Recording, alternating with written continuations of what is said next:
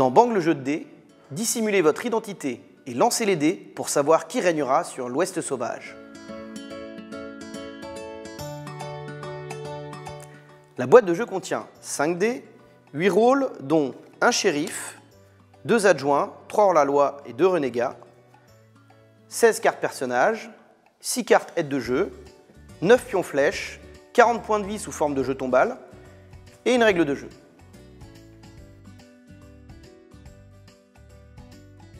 Gardez les cartes aides de jeu à portée de main. Avant de commencer la partie, chaque joueur reçoit une carte rôle qui lui indique comment gagner la partie. Chaque joueur reçoit aussi une carte personnage avec une capacité unique, ainsi que des jetons balles correspondant à ses points de vie. Prenez autant de cartes rôle que de joueurs présents en respectant le livret de règles et mélangez-les, puis distribuez-en une face cachée à chacun des joueurs. Le shérif est le seul qui révèle son rôle en le retournant face visible. Tous les autres joueurs consultent leur rôle, mais le gardent secret. Alors, c'est qui le shérif? C'est toi? Ah ouais, bah tiens, t'as 2 points de plus. Hop. Mélangez ensuite les cartes personnages et distribuez-en une face visible à chaque joueur.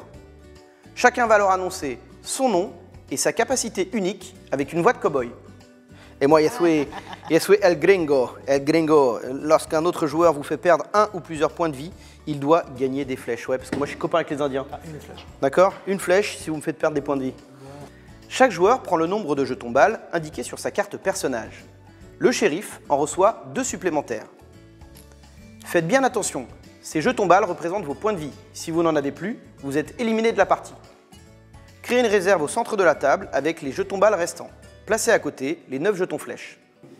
Rangez les cartes rôles et personnages non utilisés dans la boîte. Le shérif prend les 5 dés en main et la partie peut commencer. Pour gagner, chaque joueur doit atteindre son objectif en fonction de son rôle secret. Le shérif doit éliminer les hors-la-loi et les renégats.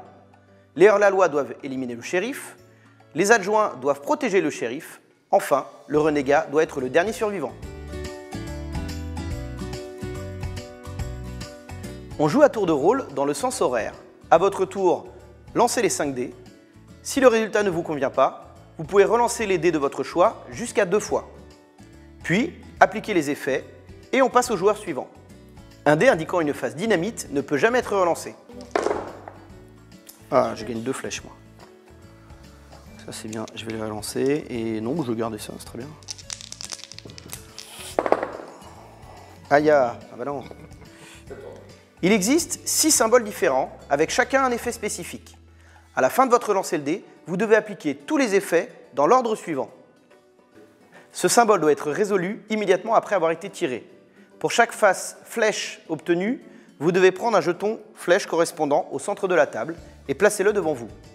S'il vous reste des relances, vous pouvez relancer ce dé. Dès qu'un joueur prend le dernier jeton flèche de la réserve, les Indiens attaquent. Chaque joueur perd alors un jeton balle pour chaque jeton flèche devant lui. Après une attaque d'Indiens, tous les jetons flèches retournent au centre de la table dans la réserve. Non, je vais essayer sur ah oui, tu me tires dessus. Ah ouais, sympa. Ouh. Alors, tu gagnes une flèche pour celui-là, mais la deuxième, tu ne l'as pas pris, on va te la donner après. D'abord, on réalise l'attaque des Indiens. Ah, moi je prends 4. Oh là là là là. Moi je prends 3. Moi je prends 1. Ah, je prends 3. Oh là là. Tu prends 3 et tu reprends une flèche, puisqu'il y en a une que tu n'as pas pris. Vous ne pouvez jamais relancer un dé affichant ce symbole. Si lors de votre tour, vous cumulez au moins 3 symboles dynamite, vous perdez un jeton balle et votre tour se termine après avoir résolu vos autres dés.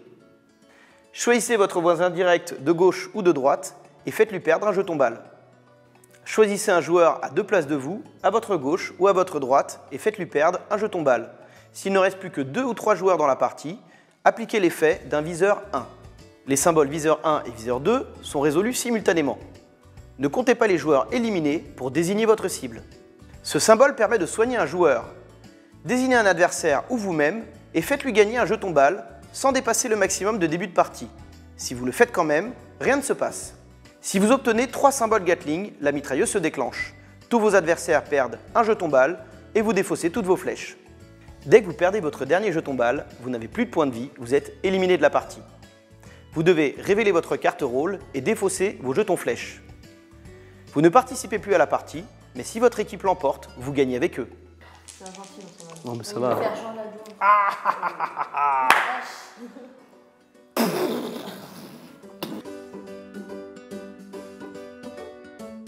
La partie se termine immédiatement si le shérif est éliminé. Dans ce cas, si le renégat est le seul survivant, il gagne la partie. Sinon, c'est toute la bande des hors-la-loi qui l'emporte. La partie peut également se terminer si tous les hors-la-loi et tous les renégats sont éliminés. Dans ce cas, le shérif et ses adjoints remportent la victoire. Si vous jouez à 8 joueurs, chacun des 2 renégats joue pour son propre compte et doit être le seul survivant pour remporter la partie. Si en fin de partie le shérif se retrouve seul face aux 2 renégats et qu'il meurt en premier, alors les hors-la-loi l'emportent, même s'ils sont hors jeu. Si vous jouez à 3 joueurs, les règles sont légèrement différentes. Lors de la mise en place, conservez uniquement les rôles de l'adjoint, du hors-la-loi et du renégat. Les autres rôles sont rangés dans la boîte. Distribuez ces 3 rôles au hasard et placez-les face visible sur la table. Dans cette configuration, chacun connaît le rôle des autres.